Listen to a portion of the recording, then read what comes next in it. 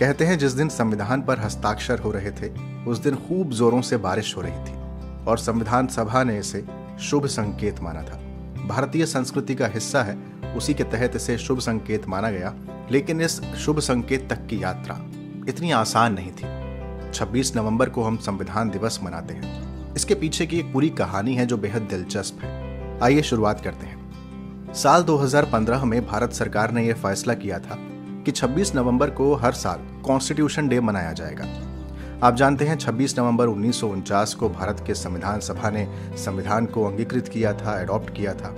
जब हम अपने प्रीएम्बल की अंतिम पंक्तियां पढ़ते हैं जो कहती हैं in our constituent assembly this 26th day of November 1949 do hereby adopt, enact and give to ourselves this constitution। लेकिन संविधान के बारे में बहुत सी ऐसी बातें हैं जो 26 नवंबर 1949 और उसके बाद तक से जुड़ी हुई हैं और वो जाननी हमारे लिए बेहद जरूरी है। भारत को जब आजादी मिली तो कॉन्स्टिट्यूशन के निर्माण का काम तेजी से किया गया। ड्राफ्टिंग कमेटी बनाई गई जिसकी बात हम आगे करेंगे, लेकिन अभी थोड़ा पहले की बात करते हैं कि आखिर ये कॉन्स्टिट्यूएंट असेंबली का विचार सबसे पहले आया किसके मन में था। तो वो व्यक्ति थे एमएन रॉय। ये 1934 की बात है, 1934।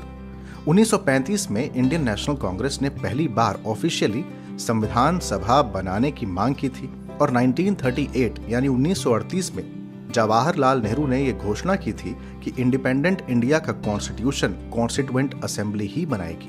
फिर उसके बाद 1940 का अगस्त प्रस्ताव, फिर क्रिप्स मिशन, फिर कैबिनेट मिशन। इसके बारे में आपने इतिहास के पन्नों में पढ़ा होगा।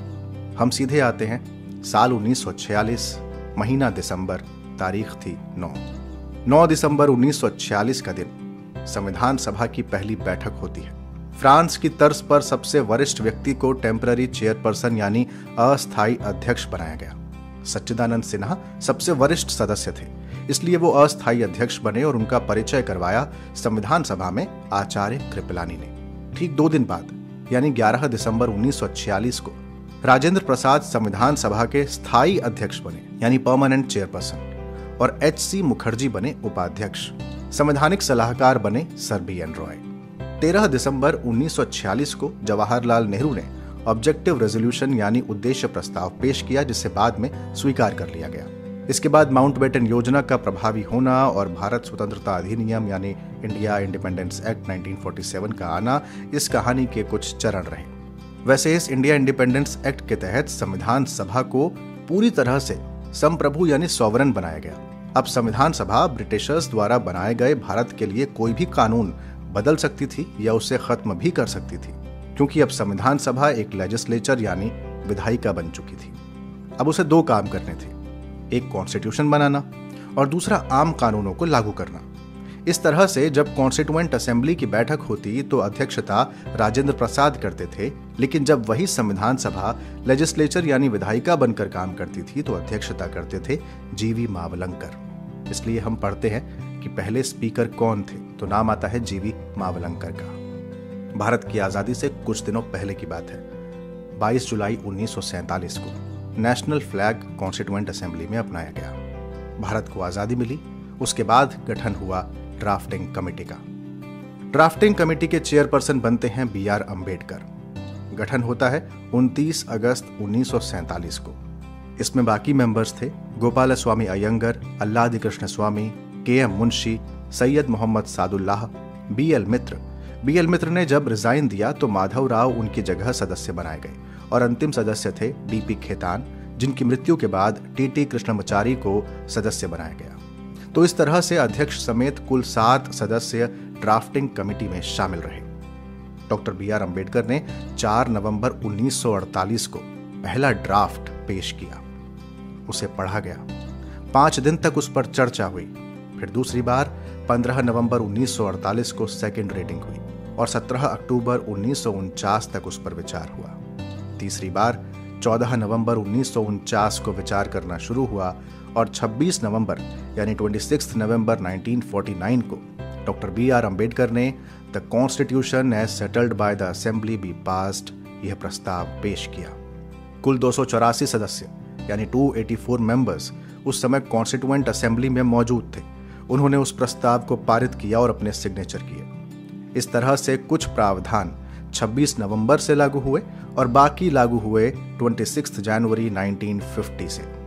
यहाँ ये जानना बेहद जरूरी है कि प्रस्तावना यानी हमारी जो प्रियम्बल है उसको पूरे संविधान के लागू होने के बाद ही लागू किया गया। इसके साथ ही भारत स्वतंत्रता अधिनियम यानी इंडिया इंडिपेंडेंस एक्ट 1947 समाप्त कर दिया गया। आपको ये जानकर हैरानी होगी कि संविधान की ओरिजिनल कॉपी हाथ से लिखी गई थी। इसमें किसी टाइपिंग या प्रिंटिंग का इस्तेमाल नहीं किया गया था। दोनों ही भाषा में इस ओरिजिनल टेक्स्ट को प्रेम बिहारी नारायण रायजादा ने लिखा था। रायजादा का खानदानी पेशा कैलीग्राफी का था और उन्होंने बेहद खूबसूरत इटैलिक लिखावट में इस संविधान की प्रति को लिखा था। इसे लिखने में उन्हें 6 महीने का समय लगा। और कमाल की बात सुनिए कि जब उनसे पूछा गया कि वो इसका कितना मेहनताना लेंगे तो उन्होंने कुछ भी लेने से मना कर दिया। केवल एक शर्त रखी कि संविधान के हर पन्ने पर उनका नाम लिखा जाएगा और संविधान के अंतिम पृष्ठ पर वो अपने नाम के साथ अपने दादाजी का नाम लिखेंगे। उन्हें इसकी इजाजत दी गई। संविधान के पन्नों पर जो चित्रकारी की गई है आप देखते होंगे, वो की है आचार्य नंदलाल बोस ने। इसके अलावा प्रियम्बल वाले पेज को सजाने का काम राम मनोहर सिन्हा ने किया, जो नंदलाल बोस के ही शिष्य थे। भारतीय संविधान की मूल प्रति ओरिजिनल कॉपी आज भी इंडियन पार्लियामेंट की लाइब्रेरी में हीलियम से भरे हुए एक केस में रखी हुई है। तो ये थी एक छोटी सी कहानी इंडियन कॉन्स्टिट्यूशन के बनने की।